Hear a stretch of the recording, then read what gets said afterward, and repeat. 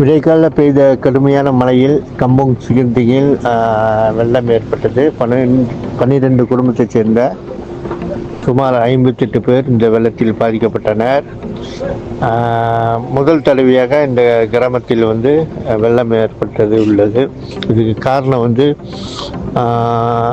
இங்குள்ள காடுகள் அழிக்கப்பட்டதால் காடுகளில் உள்ள தண்ணீர் எங்கும் செல்ல முடியாத சூழ்நிலையில் வெள்ளம் ஏற்படுவதற்கு காரணமாக அமைந்தது என்று நம்பப்படுகிறது. வெள்ளத்தில் பாதிக்கப்பட்ட மக்கள் தற்சமயம் கம்போங் சிகிண்டிங் பாலராயாவில் தங்க வைக்கப்பட்டுள்ளனர். அவர்கள் அனைவருக்கும் ஸ்ரீதஞ்சன் சட்டமன்ற உறுப்பினர் டாக்டர் ராஜசேகர் வருகை புரிந்து அவர்களுக்கு வேண்டிய உதவிகள், உணவுகள் போன்றவற்றை அமைத்து கொடுத்தார். அதே போல் புரொடெக்ஷன் சமூக நலக போலீஸாரும் அவர்களுக்கான வேண்டிய உதவிகளை வழங்கி வருகின்றனர். இந்தியர்களின் இதய குரல் மக்களோசை.